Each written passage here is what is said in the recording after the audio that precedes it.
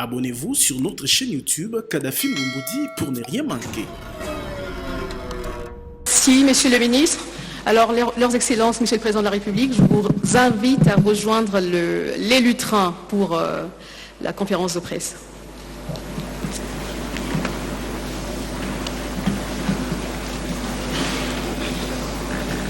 Alors, Excellences, Monsieur le Président de la République, vous venez de recevoir votre homologue du Burundi pour un échange sur des questions, des sujets d'intérêt commun.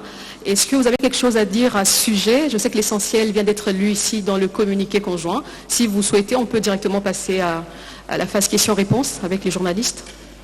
Oui, je préfère. Très bien. Le communiqué a été suffisamment complet. Très bien. Alors nous allons commencer avec Monsieur Billy Yvan Lutumba de Radio Okapi. Ok, merci. Ma question première va s'adresser au président Évariste Ndayishimiye. Vous êtes en même temps président de l'EAC.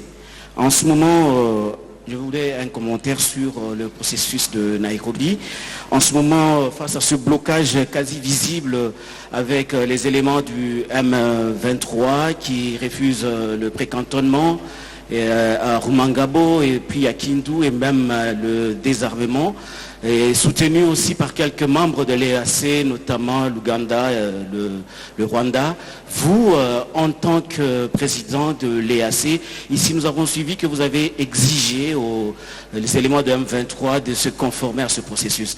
Mais concrètement, vous, en tant que président de l'EAC, qu'est-ce que vous préconisez pour que ces éléments de M23 puissent se conformer au processus de Nairobi? Et ma deuxième question, c'est plutôt au président Félix Tshisekedi. Face à ce blocage, je m'en tiens à votre récente déclaration depuis Beijing en Chine où vous parliez d'une collaboration entre les forces de l'EAC avec quelques éléments de M23, hormis les forces burundaises qui s'appliquaient un tout petit peu. Aujourd'hui, face à ce blocage, vous, en tant qu'autorité de la RDC, c'est quoi votre décision? Vous allez observer cela ou bien vous avez une décision particulière? Merci. Merci, chers journalistes. D'abord, je tiens encore une fois à réitérer mes remerciements envers mon frère, le président Félix, son gouvernement et au peuple congolais pour votre accueil très chaleureux et l'hospitalité qui nous a été réservée depuis notre arrivée dans votre très bon pays. Et je suis venu en tant qu'ami, vous savez, nous sommes le Burundi et le Congo, nous partageons l'histoire de la colonisation, nous partageons l'histoire de nos peuples respectifs. Nous sommes, je peux donner une image, nous sommes comme l'écorce et l'arbre. Donc ce qui touche l'un touche l'autre, ce qui fait que nous avons des sentiments au peuple congolais quand ils sont dans les difficultés. Et la question que vous venez de poser, effectivement, c'est la question qui nous préoccupe tous, mais il faut monter à l'origine de l'intervention de la région pour aider le peuple de la République démocratique du Congo à recouvrer la paix. Et la région avait constaté d'abord qu'on ne peut pas être unis tant qu'il y a un membre de la famille qui souffre. Et vous savez, notre slogan, c'est un peuple, un destin. Et la région alors a décidé de venir appuyer les efforts du gouvernement congolais que nous félicitons, parce que le gouvernement congolais fournit beaucoup d'efforts pour recouvrer cette paix, cette stabilité, et la région a voulu venir emboîter le pas et aider le gouvernement congolais à stabiliser le pays. Il est vrai que l'objectif du processus de Nairobi, c'était juste pour faire respecter le cessez-le-feu pour les groupes armés et internes à la République démocratique du Congo, mais aussi aider les communautés à se réconcilier. Mais à ce moment-là, le M23 n'était pas là. Le M23 a ressurgi au moment où on est entré dans le processus. Nous nous réjouissons quand même que les groupes armés congolais ont accepté de déposer les armes. Et dans le sud de Kivu, c'est calme et nous voyons qu'ils sont prêts pour le processus DDR. Mais le M23, quand il a ressuscité, ça nous a donné du fil à retordre parce que effectivement ce n'était pas prévu. Mais comme le principe c'est faire taire les armes en République démocratique du Congo, la région aussi doit s'y mettre. Mais aussi l'Union africaine a aussi emboîté le pas en donnant la mission au président angolais dans le processus de Luanda. Le processus de Luanda consistait effectivement à faire arrêter les hostilités par le M23, mais aussi à atténuer les tensions qui sont nées de cette attaque du M23 et des tensions qui sont nées entre la République démocratique du Congo et le Rwanda. Donc aujourd'hui, nous voyons que les autres groupes armés congolais ont accepté de déposer les armes, mais le M23 toujours est récalcitrant. C'est pour cela que nous demandons que nous tous, nous devons nous coaliser pour le contraindre à se désengager, à respecter le cessez-le-feu, à se désengager et pour aller dans le centre de cantonnement afin d'entamer le processus de DDR. Donc la région, notre position est que la RDC doit recouvrer la paix. Et maintenant, nous préparons un sommet d'évaluation de la mise en œuvre des recommandations du sommet de la fois passée qui s'est tenu à Bujumbura, et la région pourra quand même prendre des mesures qui s'imposent pour que effectivement le M23 respecte le processus afin d'assurer la paix et la sécurité dans cette région.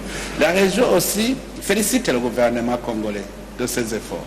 Il fournit beaucoup d'efforts et nous le demandons de continuer pour effectivement contraindre lui aussi, le M23, à se désengager. Nous sommes venus pour appuyer le gouvernement, alors le gouvernement doit prendre le devant, parce que nous avons un objectif commun, le processus doit continuer et personne ne peut l'arrêter. C'est pour cela que le sommet, j'espère bien le sommet, va décider ce qu'il faut faire pour pousser le M23 à se désengager et aller dans le centre de cantonnement afin d'entamer ce processus de démobilisation et réinsertion. Merci. Merci. Oui. Monsieur le Président, oui, il y a une question qui vous était adressée. Bien sûr. À mon tour, permettez-moi d'abord de souhaiter la bienvenue, la chaleureuse bienvenue au président Évariste Ndayishimiye et à toute sa délégation. C'est toujours un bonheur de le recevoir sur la terre de nos ancêtres et surtout que cette fois-ci, il vient avec plusieurs casquettes dont les principales sont la présidence en exercice qu'il a pour le moment de notre communauté est-africaine et puis celle du mécanisme de suivi de l'accord d'Addis Abeba. Ça veut dire qu'il est vraiment et pleinement investi des pouvoirs de mener ce qu'il est en train de mener comme démarche. Encore une fois, chers frères, merci beaucoup pour tous les sacrifices, tous les efforts que vous ne cessez de consentir à nous accompagner sur cette voie de la paix. Il est vrai, chers journalistes, que j'avais dit en son temps où j'avais manifesté un certain agacement vis-à-vis du comportement des forces de l'Afrique de l'Est, le contingent de paix qui est pour le moment sur notre sol. Mais depuis lors, beaucoup d'eau a coulé sous les ponts. Il y a eu beaucoup de réunions. Et la dernière en date d'ailleurs fut celle à laquelle notre vice-premier ministre, ministre de la Défense, M. Jean-Pierre Bemba, à laquelle il a participé, et qui a été beaucoup plus corsé dans la définition ou le respect plutôt des termes des accords obtenus via le processus de Nairobi qui est enrichi par la feuille de route de Luanda.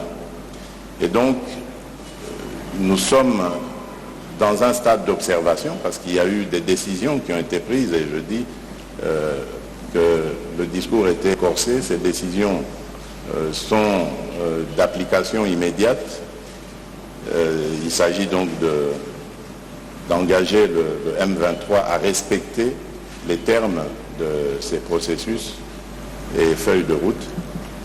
Et donc, nous allons observer, il est prévu, selon le président en exercice de notre communauté, la tenue très prochaine d'un sommet de l'EAC pour justement se pencher sur la question. En attendant, nous allons observer sur le terrain pour voir si le M23 finalement va accéder à cette recommandation de la feuille de route. Dans le cas contraire, nous en tirerons les conséquences lors du prochain sommet et du prochain sommet de l'EAC et donc nous vous dirons ce qui aura été décidé. Évidemment, notre exigence reste la même. Nous demandons à ce que la force régionale soit plus active, à l'image évidemment du contingent burundais, parce qu'à certains endroits, on continue d'observer une sorte de laxisme vis-à-vis des autres contingents qui, notamment, autorisent la perception de taxes par le M23, ce qui est totalement illégal et inacceptable. Et cela ne va pas continuellement s'éterniser comme ça sans que nous puissions réagir. Donc nous en sommes là pour le moment et qui vivra verra, nous verrons bien ce qu'il adviendra. Très bientôt. Merci, Monsieur le Président. Nous allons prendre une question de Monsieur Chris Omcharinga. Il est de Features Story News. Il va poser sa question en Swahili. Il ne parle que Swahili et anglais. Ok. Excellence Ndayishimiye, je voudrais poser ma question en Swahili, mais donne-moi votre réponse en français, s'il vous plaît. Miaka miwili iliyopita Burundi na Kongo ilisaini mikataba ya kujenga mabarabara na reli sehemu za Kivu ya Kusini ili kuwezesha wananchi wa nchi zote mbili waishi maisha nzuri na wawe wanaweza kusafiri. Lakini mpaka sasa hatujaona maendeleo. Ningependa utuambie mipango gani ambayo mko nayo kutekeleza mikataba hiyo. Asante. Merci beaucoup. Alors pour ceux qui ne parlent pas swahili, je vais juste traduire, Monsieur le Président, si vous le permettez. Donc il revient sur les premiers accords, je pense les MOU, lors de votre première visite ici en RDC, sur notamment les projets ferroviaires entre le Burundi et le Congo en passant par Kindu dans le Maniema. Merci. Je crois qu'effectivement vous êtes impatient parce que c'est un projet qui va beaucoup aider les Congolais, les Burundais, mais aussi les Tanzaniens pour des échanges commerciaux. Je vous dis que le dossier est en avance. C'est en avance parce que pour ce qui est d'abord de Dar es Salaam, je pense qu'ils ont déjà dépassé Dodoma en construisant, mais aussi bientôt on va ouvrir des enveloppes pour le début de construction du tronçon au Vinza, Musongati, Gitega, et pour Gitega, Bujumbura, Uvira, Kindu. Et là aussi, nous sommes dans le processus des études de faisabilité. Et bientôt, je pense que maintenant, les sociétés qui vont le faire sont désignées. Les financements sont déjà disponibles, donc je pense que dans un proche avenir, vous allez voir les études terminées et commencer alors la construction. Donc, pour vous tranquilliser, le dossier est toujours bien suivi, et que ce soit du côté tanzanien, du côté burundais, du côté RDC. Nous prions Dieu pour que ça se passe vite parce que je sais que vous êtes effectivement impatient de ce projet qui va être très utile pour toute la région, surtout que quand il n'y a pas d'activité économique dans un pays, toujours il y a l'impasse. C'est là aussi l'origine de l'insécurité parce qu'on ne s'occupe pas des activités économiques. Donc nous allons tout faire pour réussir le plus rapidement possible ce projet. Merci, Monsieur le Président. Nous allons prendre Madame Rachel Kizita de Actu 30 sur l'accord militaire et encore une fois sur la force de l'East African Community. Merci beaucoup, Monsieur le Président. Le 8 septembre prochain expire donc le mandat de la force de l'EAC. En attendant le sommet, qu'est-ce que le Burundi soutient finalement? Est-ce que le Burundi soutient le retrait de la force ou le renouvellement du mandat de la force, ou on va dire que le Burundi soutient en même temps que cette force soit changée entre-temps? Qu'est-ce qu'il va être fait? Qu'est-ce que vous proposez concrètement au terme du mandat de la force de l'EAC quand on sait que les résultats sont très controversés au sein de l'opinion nationale? Une deuxième question, c'est en rapport avec les accords militaires que vos excellences avaient signés aujourd'hui à Kinshasa. Comment concrètement le Burundi et la RDC vont faire pour éradiquer les groupes armés qui pèsent sécuritairement sur les deux pays? L'actualité oblige, Monsieur le Président burundais, vous savez ce qui se passe notamment dans le Sud Kivu. Comment contrer ces groupes armés qui pèsent sur et la RDC et le Burundi? Merci de la question. D'abord, la première question concernant la force régionale, je peux vous dire que par principe, c'est le principe qui dit qu'un officier qui ignore la situation objective est voué à l'échec. D'abord, quand on a planifié l'intervention de la région, le M23 n'était pas là. La région avait planifié pour faire taire les armes pour les groupes armés congolais et les groupes armés étrangers. Alors à ce moment-là, toutes les planifications concernaient effectivement cette activité. C'était aussi la mission de réconcilier les communautés congolaises. Alors, pendant qu'on exécute cette mission, il a résurgi un autre mouvement qui n'existait pas à ce moment-là. Alors, c'est-à-dire les officiers militaires doivent retourner et replanifier parce qu'à ce moment-là, le Nord Kivu était calme. Alors, à ce moment-là, on s'est adapté. On s'est adapté pour convaincre le M23 de cesser les hostilités. Mais apparemment, même s'il y a un semblant cessation des hostilités, ce n'est pas réel parce que le M23 continue à percevoir des taxes. Tout cela montre qu'il y a encore des tensions. Mais comme notre mission c'était faire taire les armes en République démocratique du Congo, nous devons nous y mettre. Donc, aujourd'hui, si la région n'est pas très active, c'est parce que nous devons repenser comment faire la gestion de ce mouvement qui est né après cette déclaration. Je pense qu'il y a des hésitations sur ce sens, mais pour le contingent burundais, nous sommes déterminés dans nos secteurs parce que, vous savez, le Burundi a une expérience sur cette question de maintien de la paix, de la pacification. Nous combinons la réconciliation et aussi la cessation des hostilités. Donc nos officiers essaient aussi de convaincre. Et que, quand nous sommes arrivés au Sud Kivu, il y avait quand même des groupes armés qui étaient, je dirais, qui étaient comme récalcitrants, mais nous les avons convaincus. Vous vous souvenez des groupes Gumino et Twigwaneho, on les a convaincus à cesser les hostilités et voilà que maintenant c'est calme.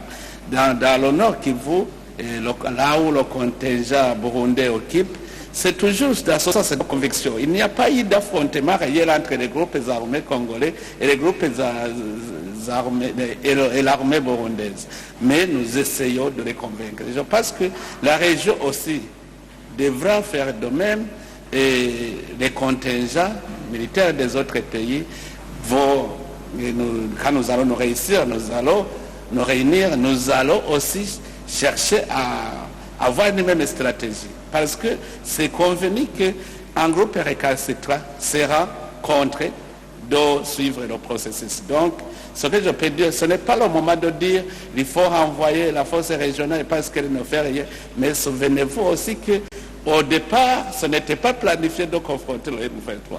Donc, et quand nous allons nous réunir, c'est là où nous allons décider, et c'est lui qui va refuser effectivement, ce serait montré non favorable. Mais aujourd'hui, on ne peut pas le dire. Je pense que dans le sommet, la réponse sera toujours là. Et la deuxième question, c'était quoi? C'était, je pense, vous avez déjà répondu en partie, c'était sur les groupes armés, les forces négatives du Burundi, notamment dans la partie est de la RDC. C'est la mission de la région. En fait, dans notre mission, c'était d'abord assurer le cessez-le-feu pour les groupes armés congolaises et ceux qui n'acceptaient pas seront contraints, mais aussi la mission est de contraindre les groupes armés étrangers à cesser, à déposer les armes et rejoindre leurs pays respectifs. Donc, aujourd'hui que les groupes armés congolais ne sont pas encore cantonnés, il est difficile de distinguer. Mais ce n'est pas seulement la mission du gouvernement congolais de combattre les groupes armés étrangers, mais c'est la responsabilité aussi de la région. Nous sommes ensemble pour combattre tous les groupes armés étrangers. Et maintenant, la difficulté est que, comme le processus de cantonnement n'est pas encore là, il est très difficile de distinguer, mais c'est la mission qui suit d'ailleurs que nous devons aussi fournir beaucoup d'efforts. D'ailleurs, je ne comprends pas souvent comment on accuse le gouvernement congolais qu'il ne fait rien pour traquer ces groupes armés étrangers. C'est notre mission tous. Ce n'est pas la République démocratique du Congo. Nous-mêmes, nous sommes concernés, l'Ouganda, Sud-Soudan, le Kenya, nous sommes tous concernés à combattre ces groupes. Donc il n'y a plus de raison de dire je l'entends souvent de la déclaration du Rwanda qui dit que la RDC ne combatte pas les groupes armés étrangers rwandais, mais c'est la responsabilité de nous tous. Nous devons aider à ce que ces groupes soient anéantis totalement pour donner la paix, la chance de la paix dans toute la région. Merci, Monsieur le Président. Ce n'est pas fini. On continue avec Monsieur Yassem de la chaîne 10e rue TV. Merci, Monsieur le Président de la République. Je suis Yassem Avongara, 10e rue Télévision Kinshasa. Ma question s'adresse au Président de la République démocratique du Congo. Monsieur le Président, chef de l'État, nous savons tous, au début de votre mandat, vous vous êtes battu pour terminer cette guerre à l'est de la République démocratique du Congo. Vous avez signé beaucoup d'accords. Il y a eu beaucoup de rencontres bilatérales également. On parle de le processus de paix de Nairobi. Et pas plus tard que le samedi, vous avez échangé avec Bintou Keïta, envoyé spécial du secrétaire général des Nations Unies. Et Bintou Keïta déclare après vos échanges, il déclare que vos échanges ont porté sur le déploiement de la mission de la SADC. Monsieur le Président, après beaucoup de rencontres, beaucoup d'échanges pour la solution qui doit être trouvée pour la République démocratique du Congo, quand est-ce que la situation sécuritaire dans l'est de la République démocratique du Congo va finalement terminer, va finalement trouver solution? Ça, c'est la première question. Deuxième question, rapidement. Et quelles sont les stratégies en interne que la République démocratique du Congo peut mettre justement pour trouver solution à ces problèmes? Ça, c'est les deux premières questions du chef de l'État Félix. Et dernière. Je vais vous faire 3 questions parce qu'il y a encore 2 questions. Et dernière pour le président Ndayishimiye, rapidement. Monsieur le président Ndayishimiye, vous avez dit, vous allez tout faire pour assurer la paix et la sécurité en République démocratique du Congo tout à l'heure. Alors ma question, c'est, vous êtes président en exercice de l'EAC, également président du Burundi. Si aujourd'hui la République démocratique du Congo prenait l'option de la guerre, l'EAC sera satisfait? Bien, merci. Quand est-ce que tout cela prendra fin, Dieu seul sait, à vrai dire. Parce que ça fait quand même 30 ans que ça dure, il ne faut pas l'oublier. Vous l'avez rappelé, et merci de l'avoir fait. Depuis mon accession à la tête de ce pays, je n'ai ménagé aucun effort pour ramener la paix dans l'Est de la République démocratique du Congo, parce que je ne peux pas supporter une telle situation en tant que chef de l'État, en tant que président de tous les Congolais. Et donc, mes efforts sont toujours là, en train d'être fournis. Je ne lésinerai sur aucun de ces efforts pour ramener cette paix. Ma détermination est d'autant plus grande que je suis convaincu que nous ne sommes plus qu'à quelques encablures de cette paix. Mais évidemment, comme je l'ai dit, l'avenir appartient à Dieu, c'est au moment où il aura décidé que ça arrivera. Alors, pour ce qui nous concerne, vous avez parlé de stratégie. Évidemment, ce n'est pas le lieu d'étaler toutes nos stratégies, mais par rapport à ce que l'on voit et ce que l'on va faire, ce que l'on fait et qu'on fera, je dirais d'abord, c'est que nous continuerons les démarches diplomatiques parce que, comme je l'ai toujours dit, la guerre restera la dernière option que nous pourrons lever. Donc, vous l'entendez bien, elle n'est pas exclue. Mais cela ne dépendra pas que de nous, ça dépendra évidemment des ennemis du Congo qui sont appelés pour le moment à la raison à travers le processus de Nairobi et la feuille de route de Luanda. Ce sont là des occasions claires de tendre la main à la paix qui feront que si ces occasions ne sont pas saisies, cette main n'est pas saisie, ça nous obligera aussi à adapter les choses en fonction de la situation.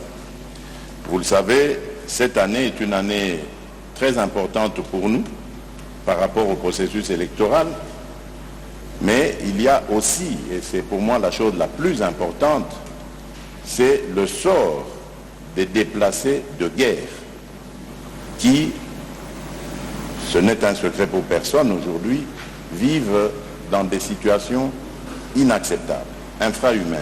Et quand on est responsable d'un État, d'une population, on ne peut pas indéfiniment rester sans réaction devant ce genre, cet état de ses compatriotes.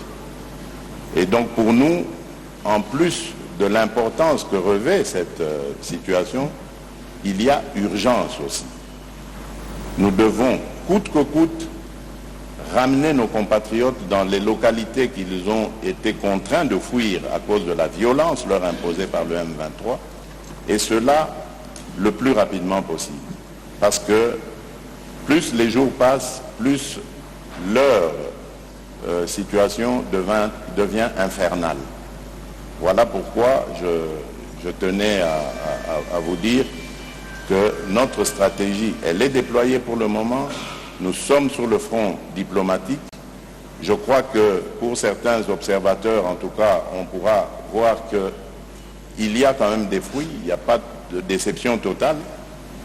La communauté internationale bouge, les sanctions ont commencé à tomber, même si ce ne sont pas celles que nous voulions, même si les personnes visées n'étaient pas celles auxquelles nous pensions, mais il y a du mouvement sur le front diplomatique, donc il n'est pas pour le moment question d'engager un autre front que celui-là.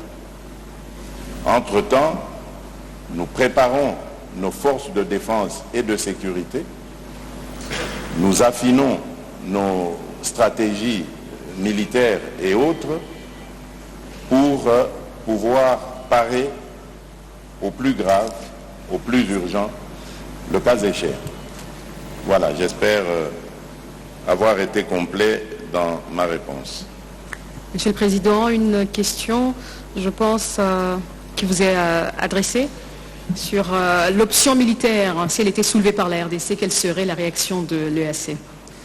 D'abord, je voudrais vous prodiguer un conseil, vous, les citoyens congolais.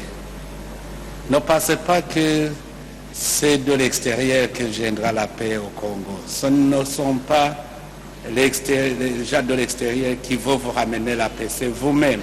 Montrez d'abord vous-même l'esprit patriotique pour défendre votre patrie, pour œuvrer ensemble avec le gouvernement. D'abord, le gouvernement, la mission du gouvernement. La première mission, c'est la mission de protéger les citoyens. C'est la mission de poursuivre les criminels et les juger. C'est le gouvernement. C'est pour cela que la région a envoyé une force régionale pour appuyer les efforts du gouvernement. C'est vous-même. C'est pour appuyer le peuple congolais à retrouver la paix. Ce n'est pas la région qui va devant. La région vous accompagne. Vous allez devant. Et la région n'a jamais été contre les décisions du gouvernement de protéger les citoyens et de suivre les criminels et les juger. Alors, ceci pour vous dire que la région, ce que nous voulons, c'est la paix. Et si les groupes armés refusent la voie pacifique de résoudre le conflit congolais, s'il y a des gens qui veulent toujours verser le sang des innocents, nous n'avons pas, si vous retrouvez la paix, ce que nous allons faire, c'est rentrer aisément en souriant parce que notre objectif sera atteint. Donc c'est pour cela que pour les récalcitrants, toujours c'est mentionné, la région s'est prononcée pour ces groupes armés qui n'accepteront pas de déposer les armes, seront contraints à les déposer. Et puis ils seront considérés comme des criminels qui seront jugés. Et les groupes étrangers, nous allons appuyer aussi, nous allons mettre les forces ensemble pour les traquer et les ramener dans leurs pays respectifs. C'est pour cela que je vous disais, nous sommes ensemble, nous sommes solidaires pour la paix, la réconciliation et la stabilité de la République démocratique du Congo, pour l'intérêt de la région, parce qu'on voudrait que dans toute la région, qu'il y ait la stabilité afin de vaquer aux activités économiques. Nous avons besoin d'assurer le bien-être des citoyens de toute cette région. Je vous remercie. Merci, M. le Président. Il ne reste que 2 petites questions, mais toutes convergent vers les mêmes sujets. Donc, c'est les conflits à l'est du pays, c'est la force de l'EAC, c'est les accords militaires. Monsieur Lorgerie, Paul de Deutsche Welle. Alors, si le micro est loin, on pourrait peut-être commencer par... on finit avec Univers TV. On prend M. Lorgerie. Messieurs les présidents, bonjour. Paul Lorgerie pour la Deutsche Welle. Une petite question, oui, pour revenir, qui a déjà été évoquée, mais une petite précision surtout. Vous, monsieur le ministre des Affaires étrangères, a évoqué la signature d'un protocole d'accord en termes de défense ou de sécurité. Le mot m'a échappé. Est-ce que vous pourriez revenir sur les termes de cet accord? Et on comprend pour autant que vous laissez une chance encore à la force régionale de l'EAC de faire ses preuves sur les dernières semaines, sur les prochaines semaines, mois qui viennent. Voilà, c'est tout. Merci de la question. D'abord, je voudrais vous dire que la communauté est-africaine n'est pas venue pour éliminer les relations entre les États. Donc, comme je vous l'ai dit, le Burundi et la République démocratique du Congo, nous sommes comme l'arbre et l'écorce. Quand vous attaquez l'un, vous attaquez l'autre. C'est-à-dire même en dehors de la mission de l'EAC, il y a d'autres missions de défense commune. Nous avons des frontières communes, nous avons des criminels transnationaux. Alors ces criminels, nous devons toujours les gérer. Ce n'est pas seulement les groupes armés congolais, il y aura d'autres criminels que nous devons défendre nos frontières ensemble. Donc l'accord concerne surtout d'entraide dans le système de défense, que ce soit la formation, que ce soit les patrouilles sur les frontières. D'ailleurs, on le faisait même avant l'intervention de la force régionale. Donc, nous voulons toujours actualiser ce que nous faisons ensemble. Donc, les gens peuvent penser que c'est une façon de s'interférer dans la mission de la communauté africaine. Les pays ont toujours leurs missions qui exécutent ensemble dans le cadre de coopération bilatérale. Sinon, la force régionale, le Burundi va continuer à participer dans la force régionale comme il le fait, mais la force régionale pourra un jour rejoindre ces pays respectifs, mais le Burundi partage les frontières avec la RDC, nous partageons une histoire commune, donc nous avons des intérêts communs à défendre. Donc que la communauté internationale ou la communauté régionale ne s'inquiète pas, ça ne vient pas pour se substituer à la force régionale. Merci. Merci. On prend la dernière question avec M. Jacques Kini, Univers TV. Bonjour leurs excellences, Jacques Kini, Univers Télévision. Ma première question s'adresse au président Ndayishimiye. Excellence, vous portez aujourd'hui le statut d'allié stratégique de la RDC et du président Félix Antoine Tshisekedi dans la région. Vous êtes président en exercice de la communauté est-africaine. Vous venez d'évoquer ici les contraintes à imposer au M23 en cas de résistance. Doit-on s'attendre à des mesures offensives? Ma deuxième question s'adresse au président Félix-Antoine Tshisekedi. Bonjour, Excellence. La RDC se prépare aux élections prévues au mois de décembre. Et vous le savez, Excellence, la CENI n'a pas pu organiser les opérations d'enrôlement dans les régions qui sont actuellement occupées. Excellence, comment résoudre ce problème?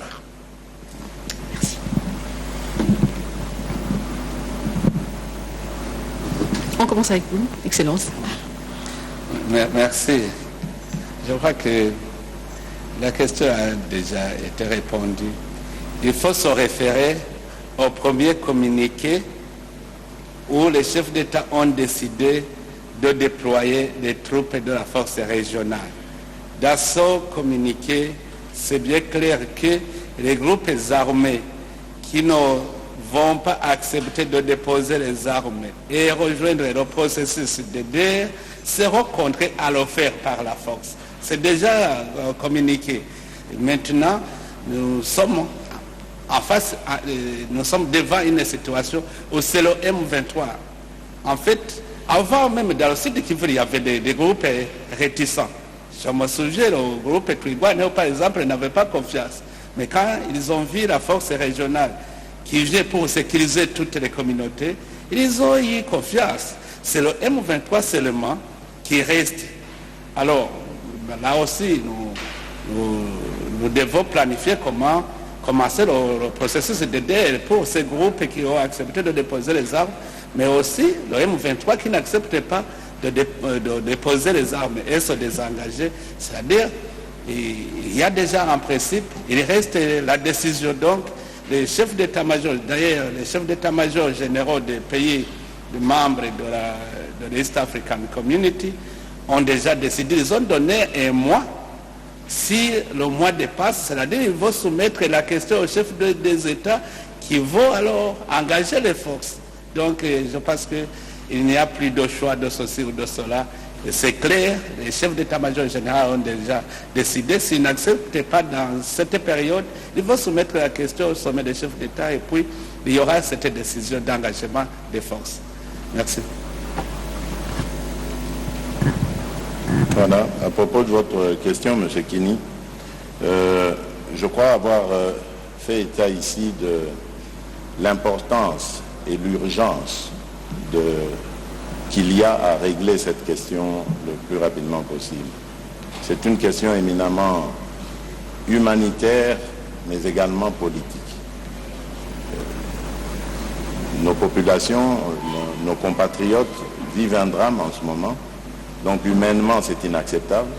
Il y a urgence donc à les ramener dans leur localité. Et il y a le processus électoral qui pointe à l'horizon. Il faut régler cette question. Jusqu'ici, selon les informations recueillies auprès de la CENI, du président lui-même de la CENI, nous sommes encore dans la possibilité, si la situation revenait à la normale, d'enrôler ses compatriotes et donc de les faire participer au processus électoral. Je crois que la grande limite sera le mois d'octobre. Voilà pourquoi je compte sur ce sommet, parce que comme je vous l'ai dit, nous gardons la dernière option pour lorsque ce sera vraiment insupportable. Et donc je continue de croire en la diplomatie, à la fois régionale et internationale. Je crois qu'on peut avoir des résultats et donc faire plutôt des économies quant à aller en guerre. Il y a quand même,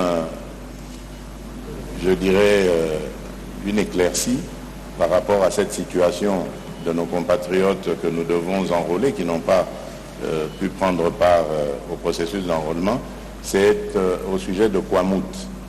Là, la situation est plutôt en train de revenir à la normale et je crois que c'est une question qui appartient plus au gouvernement même qu'à la CENI, parce que la CENI est prête à envoyer ses équipes pour enrôler ses compatriotes qui n'ont pas pu le faire il y a quelques mois. Mais bon, c'est le gouvernement qui doit mettre en place les dispositifs nécessaires, notamment le dispositif de sécurité pour que cela puisse se faire sans encombre. Et donc pour revenir à la situation de l'Est, je voudrais ici réitérer ma détermination et mon engagement à obtenir de nos compatriotes qu'ils aient les mêmes droits que tous les autres Congolais, c'est-à-dire celui de voter. Et notre détermination est d'autant plus grande que nous pensons et croyons que cela va se faire, quoi qu'il arrive, quoi qu'il en coûte. Je vous remercie. Merci beaucoup, leurs excellences. Je vous remercie en tout cas d'avoir participé à ce point de presse. Excellences, messieurs Ndayishimiye, merci encore pour votre visite et bon retour au Burundi, à Xantisana. Merci à tous.